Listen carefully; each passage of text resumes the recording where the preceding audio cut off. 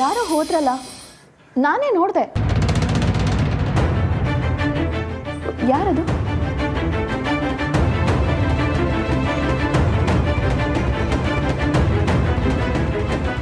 ಅವರು ನಮ್ಮಕ್ಕ ನನ್ನ ಜೊತೆಲಿ ಬಂದಿದ್ದರು.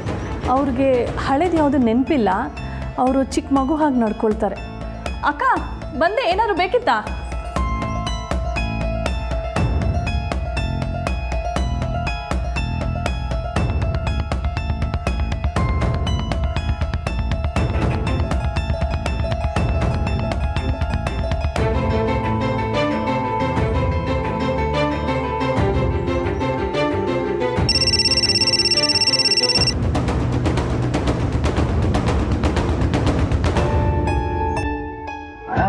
ರಿಂಗ್ ಐತೈತೆ.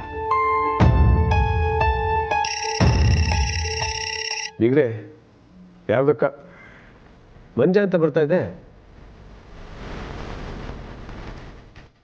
ನಮ್ಮ ಮಂಜಾನ ಮಾಡಿದಾನ? ಸಾಹೇಬ್ರೆ, ಮಂಜಾನೆ. ನಾನೇ ನೋಡ್ತೀನಿ ಬಿಡಿ. ಲೇ ಮಂಜ,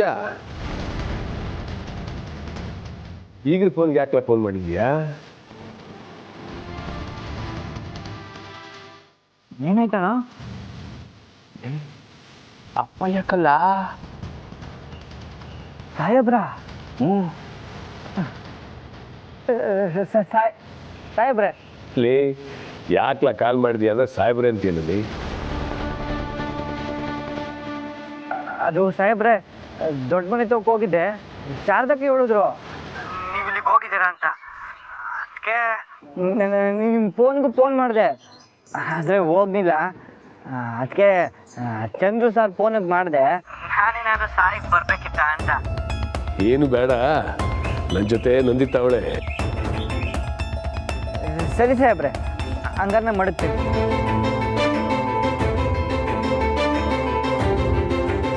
ನಾನು ಬಂದು ಸೇರ್ನ ಇಲ್ವ ಅಂತ ತಿಳ್ಕೊಳಕ್ಕೆ ಫೋನ್ ಮಾಡವನೇ.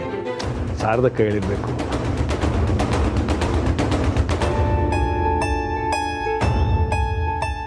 ಅಪ್ಪ ದೇವರು, 2 ನಿಮಿಷ ಕರೆಂಟ್ ಕಂಬಿ ಮೇಲೆ ನಿಂತ್ಕೊಂಡಂಗಾಯ್ತು. ನನ್ನ ನಾಲ್ಗೆ ರನ್ನಿಂಗ್ ರೇಸಲ್ಲಿ ಓಡಿದ್ರೆ ಹೆಂಗಿರ್ತೈತೋ ಹಂಗಾಯ್ತು ರಮಣು.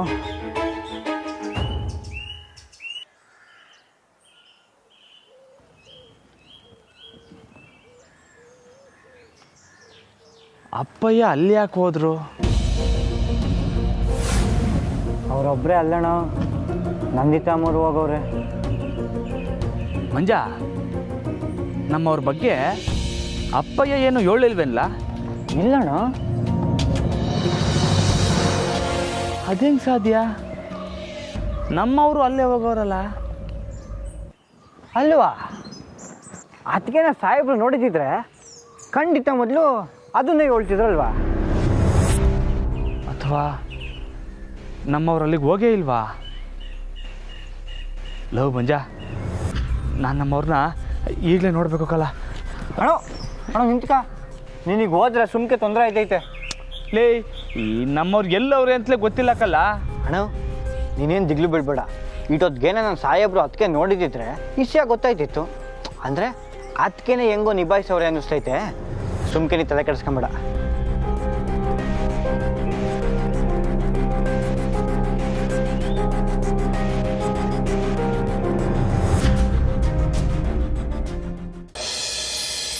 ನಂದಿತಾ, ಕೊಡಮ್ಮ. ಹಾಂ ತಗೊಳ್ಳಿ. ಅಯ್ಯೋ, ಇದೆಲ್ಲ ಯಾಕೆ? ಪರವಾಗಿಲ್ಲ, ತಗೊಳ್ಳಿ.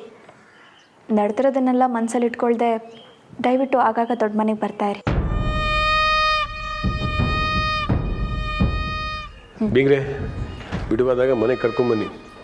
ನಾವಿನ್ನು ಹೊರಡ್ತೀವಿ, ಬರ್ತೀವಮ್ಮ. ಸಾಹೇಬ್ರೆ, ಒಂದು ನಿಮಿಷ. ನಾನು ಚೆನ್ನೈನಲ್ಲಿ ಅಷ್ಟಲಕ್ಷ್ಮಿ ದೇವಸ್ಥಾನಕ್ಕೆ ಹೋಗಿದ್ದೆ. ತುಂಬ ಪವರ್ಫುಲ್ ದೇವಸ್ಥಾನ. ಪ್ರಸಾದ ತೊಗೊಂಬಂದಿದ್ದೀನಿ. ತಗೊಂಬ ಶಶಿ, ಕೊಡು. ಹಾಂ, ತರ್ತೀನಿ. ನಾನು 1-2 ಸಲ ಹೋಗಿದ್ದೆ. ನಾವು ಜಾನು ಚಿಕ್ಕವಳಿದ್ದಾಗ ಹೋಗಿದ್ವಿ. ಇವಾಗೆಲ್ಲ ಒಂದಷ್ಟು ಬದಲಾವಣೆಗಳಾಗಿದ್ದಾವೆ. ಆದರೂ ನಮಗೆ ತುಂಬ ಇಷ್ಟ ದೇವಸ್ಥಾನ. ಆಗ್ತಾನೆ ಇರುತ್ತೆ. ಕೊಡಿ ಕೊಡಿ.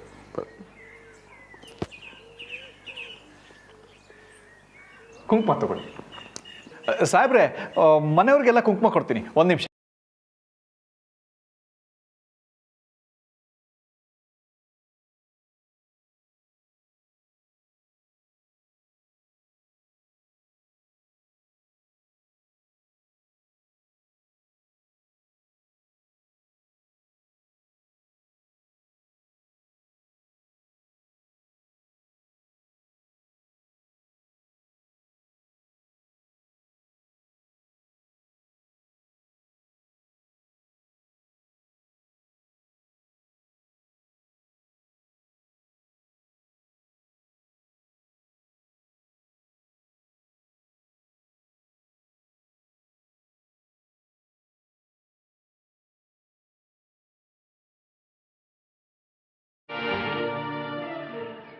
ಬರ್ತೀವಿ.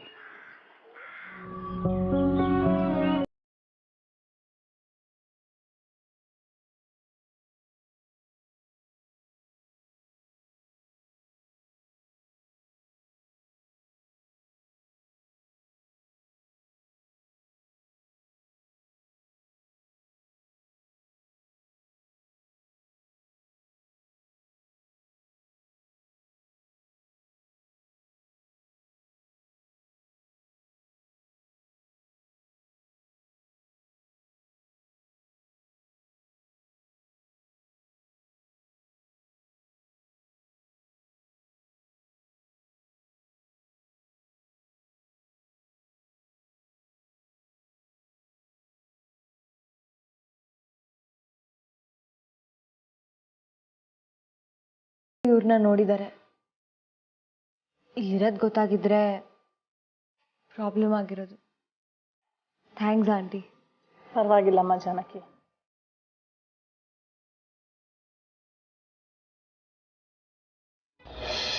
ನಂದಿತಾ, ನೀನು ಹೇಳಿದ್ದು ತುಂಬ ಒಳ್ಳೇದಾಯ್ತು ಕಣಮ್ಮ. ನೋಡು, ಒಂದ್ಸಲ ಬಂದು ಮಾತಾಡ್ಸಿದ್ದಕ್ಕೆ ಎಲ್ಲ ಸರಿ ಹೋಗ್ಬಿಡ್ತು. ಈಗ ಮನಸ್ಸಿಗೆ ಒಂಥರ ನೆಮ್ಮದಿ. ಅವರು ಚಂದ್ರು ಸುಶೀಲ್ ಅವರು ಕೂಡ ತುಂಬ ಒಳ್ಳೆಯವರೇ. ನೋಡು, ಯಾವುದೇ ರೀತಿಯಲ್ಲಿ ಮುಖ ತಿರ್ಸ್ಕೊಂಡು ಮಾತಾಡೋದು ಆ ಥರದ್ದೇನು ಮಾಡಲೇ ಇಲ್ಲ ಅವರು. ಅವರಿಗೂ ಎಲ್ಲ ಸರಿ ಹೋಗ್ಬೇಕು ಅನ್ನೋ ಆಸೆ ಇರುತ್ತಲ್ವಾ.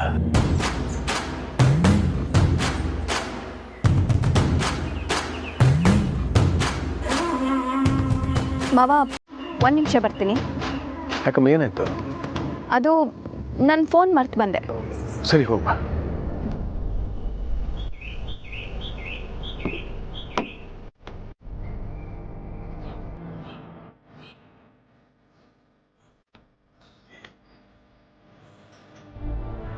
ಬರ್ತೀನಮ್ಮ ಜಾನು, ಬರ್ತೀನಿ ಸುಶಿ.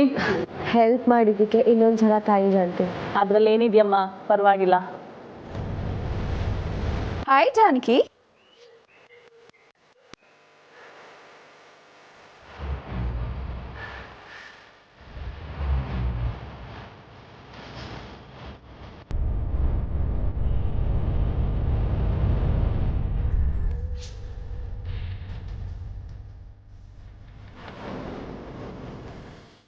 ಅದೇ ಅನ್ಕೊಂಡೆ, ಏನಪ್ಪ ಇದು, ನಾವು ಬರ್ತಿದ್ದ ಹಾಗೆ ಇವ್ರ ಮುಖದಲ್ಲಿ ಗಾಬರಿ ಇದೆಯಲ್ಲ. ಚೆನ್ನಾಗಿದೆಯಾ ಜಾನಕಿ? ಓ, ನನಗೆ ಹೇಗೆ ಗೊತ್ತಾಯ್ತು ಅಂತ ಯೋಚನೆ ಮಾಡ್ತಿದ್ಯಾ? ಬಾಯಿ ಸುಳ್ಳು ಹೇಳಿದ್ರು ಕಾಲು ನಿಜ ಹೇಳ್ತು. ಹೇಳಿದ ಅರ್ಥ ಆಗ್ಲಿಲ್ವಾ?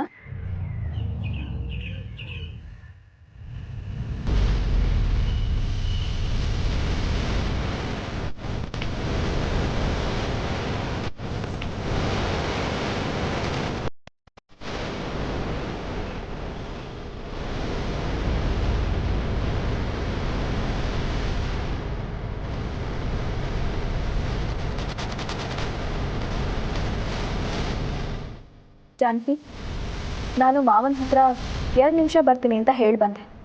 ಸೊ ಆ 2 ನಿಮಿಷ ನಿನ್ನ ಜೊತೆ ಮಾತ್ರ ಮಾತಾಡಿ ಪ್ಲೀಸ್. ನೋಡಿ, ನೀವು ಏನೇ ಮಾತಾಡೋದಿದ್ರು ಇಲ್ಲೇ ಮಾತಾಡಿ. ಅಯ್ಯೋ, ಹೆದರ್ಕೋಬೇಡಿ. ನಾನು ನಿಮ್ಮ ಮಗಳಿಗೆ ಏನೂ ಮಾಡೋದಿಲ್ಲ. Just casual talk. ಜಾನಕಿ ಮನೆ ಹವಾಮಾನ ವರದಿ ತಿಳ್ಕೊಂಡು ಹೊರಟೋಗ್ತೀನಿ. ಅಲ್ಲ, ಅವಳು ಅಮ್ಮ ಬನ್ನಿ.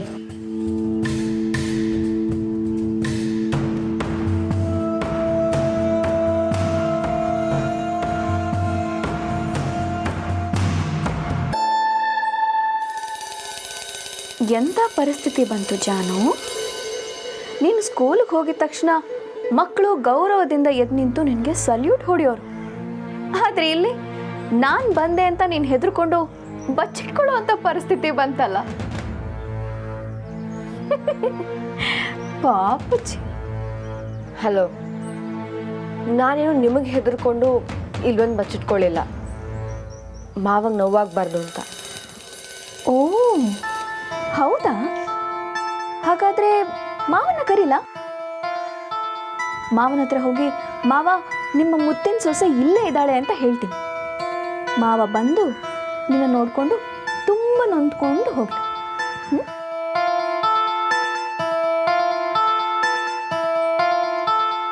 ಏನೇ ಟೀಚರ್, ಏನಂದಿದ್ದೆ ನೀನು?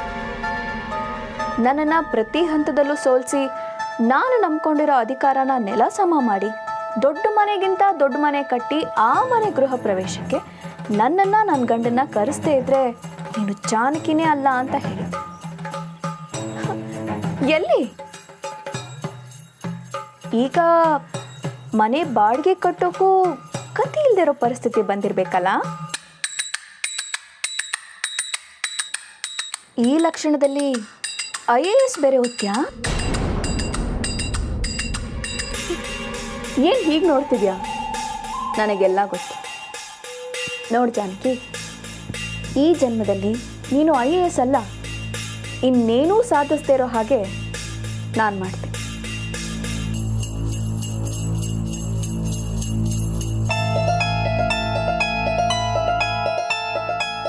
ಯಾಕೆ ಜಾನಕಿ ಸೈಲೆಂಟ್ ಆಗೋದೆ? ಕೆಲವೊಬ್ಬರ ಮಾತು ಮಣ್ಣಲ್ಲಿ ಉರುಳಾಡೋ ಹಾಗೆ. ವಾದ ಕೇಳಿದ್ರೆ ಅವ್ರಿಗೆ ತುಂಬ ಸಂತೋಷ, ನಮಗೆ ಆಯಾಸ ಅಷ್ಟೆ. ನನಗೆ ನಿಮ್ಮ ಜೊತೆ ಮಣ್ಣಲ್ಲಿ ಉರುಳಾಡೋಕ್ಕೆ ಇಷ್ಟ ಇಲ್ಲ ನಂದಿದ್ದವ್ರೆ. ಇವತ್ತು ಬೆಳಗ್ಗೆ ನೀನು ಟಿಫನ್ ಸಹ ತಿಂದಿರಲ್ಲ, ಆದರೂ ನಿನ್ನ ಜಂಬದ ಮಾತಿಗೇನು ಕಮ್ಮಿ ಇಲ್ಲ. ನಿಜ ಹೇಳು ಜಾನಕಿ, ಈಗ ನಿನ್ನ ತವ್ರ ಮನೆ ಯಾಕೆ ಬಂದಿದ್ಯಾ? ಸಹಾಯ ಬೇಡೋದಕ್ಕೆ ತಾನೆ?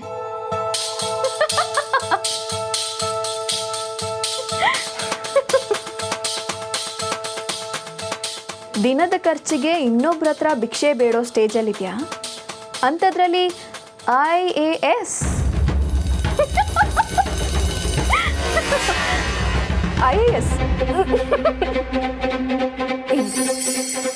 All the best. ನೀನು ಬೀದಿಗೆ ಬೀಳೋದಕ್ಕೆ. ನಾನೇನು ಬರ್ತೀನಿ. ಬಾಯ್ ಜಾನು.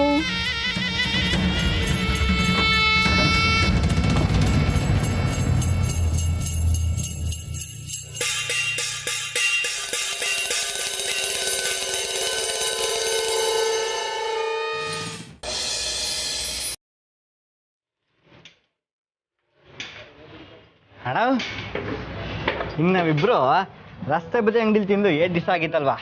ನಾನು ನೀನು ಸಂತೆಗೆ ಹೋಗಿದಾಗ ತಿಂದಿದ್ದು ತಕ್ಕ. ಅಣ್ಣ, ಇನ್ನು ಅದಕ್ಕೆ ಬಗ್ಗೆನೇ ಯೋಚನೆ ಮಾಡ್ತಿದ್ಯಾ? ನಾನು ಹೇಳಿದ್ನಲ್ಲ. ಅದಲ್ಲ ಕಲ್ಲ ಮಂಜ, ಮತ್ತೆ ಜೀವನದಾಗೆ ಹಿಂಗೆ ಇದ್ರೆ ಹಾಕಿಲ್ಲಕ್ಕಲ್ಲ, ಏನಾರು ದೊಡ್ಡದಾಗಿ ಮಾಡಲೇಬೇಕು. ಏನಣ್ಣ ಹೇಳ್ತಿದ್ಯಾ? ನೋಡ್ಲಾ, ಯಾರು ಕೈ ಕೆಳಗಾರ ಕೆಲಸ ಮಾಡಿದ್ರೆ ದಿನಗೂಲಿ, ವಾರದ ಸಂಬಳ ಇಲ್ಲ ತಿಂಗಳ ಸಂಬಳ, ಹಬ್ಬಕ್ಕೊಂದ್ಕಿಂತ ಬೋನಸ್ಸು, ವರ್ಷಕ್ಕೊಂದ್ಕಿಂತ 500-600 ಸಂಬಳ ಜಾಸ್ತಿ ಅಷ್ಟೇ. ನಾನು ಓದಿರೋ ಓದಿಗೆ ಬುದ್ಧಿಗೆ ಹಬ್ಬ ಅಂದರೆ ತಿಂಗಳಿಗೆ 10,000-15,000 ಅದೇ ಜಾಸ್ತಿ.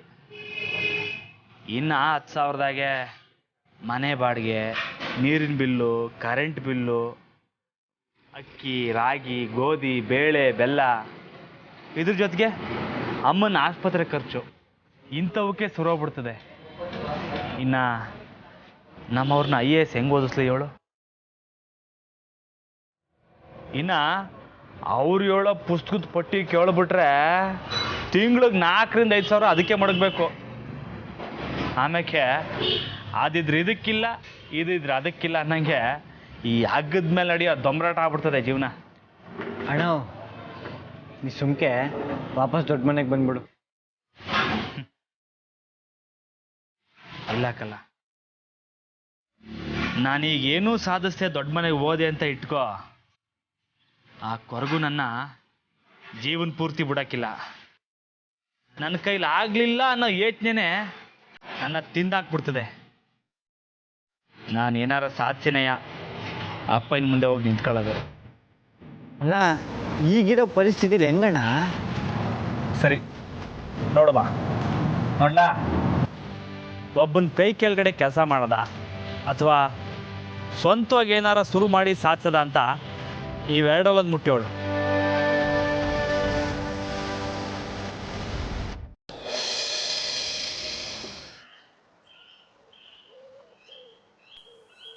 ಪಾಪ ರಾಮ್ ಅವರು ತಿಂದ್ರೋ ಇಲ್ವೋ, ಬಂದು ದುಡ್ಡು ತೊಗೊಂಡು ಹೊರಟೋಗೋಣ ಅಂತ ಅನ್ಕೊಂಡು.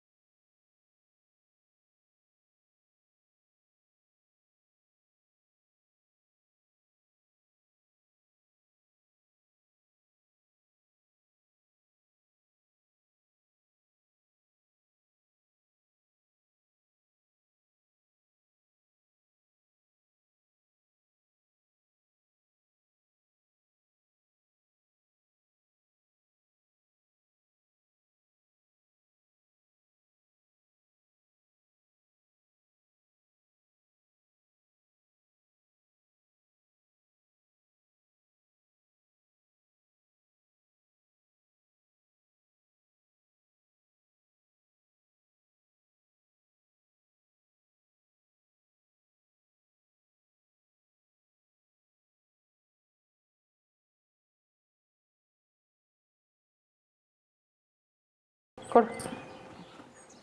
ಅಯ್ಯೋ ಅಮ್ಮ, ಸಾಂಬಾರಲ್ಲ ಉಪ್ಪಿನಕಾಯಿ. ನಿಮಗೆ ಹಾಗೆ ಆಗ್ಬೇಕು, ತಿನ್ನಿ ಈಗ.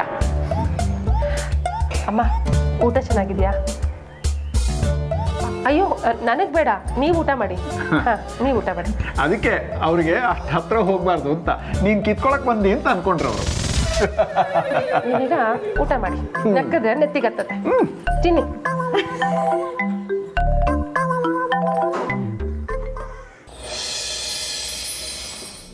ಅಯ್ಯೋ ಅಣ್ಣ, ಈ ಆಟಕ್ಕೆ ನಾ ಬರೋಕ್ಕಿಲ್ಲ. ಆಮೇಲೆ ಏನಾರ ತೆಪ್ಪಾಗಿ ಮುಟ್ಬಿಟ್ರೆ ಬೇಡ. ಲೇ ದಿಗ್ಲು ಬೀಳ್ಬೇಡ, ಆಗಿದ್ದಾಗ್ಲಿ ಮುಟ್ಲಾ. ಬೇಡಣ್ಣ, ಅದಕ್ಕೆ ಬಂದ್ಮ್ಯಾಕೆ ಅವ್ರ ಕೈಯೆಲ್ಲ ಮುಟ್ಸ್ಕೊ. ಇರು.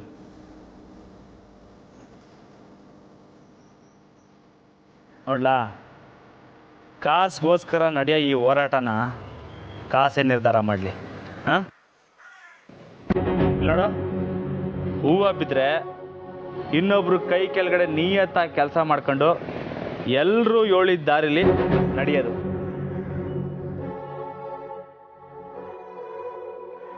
ಸಿಂಹ ಬಿದ್ದರೆ ನನ್ನ ದಾರಿನ ನಾನೇ ರೂಪಿಸ್ಕೊಳ್ಳೋದು.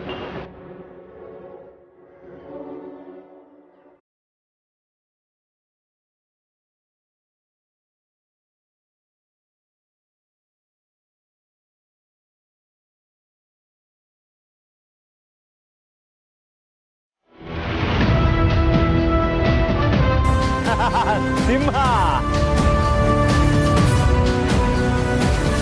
ಹೇ ಇನ್ಮ್ಯಾಕೆ ನನ್ನ ದಾರಿನ ನಾನೇ ರೂಪಿಸ್ಕೊತೀನಿ ಕಳ್ಳ. ಈಗ ನೋಡ್ಲಾ ಊಟ ಹೆಂಗ್ ಮಾಡ್ತೀನಿ ಅಂತ.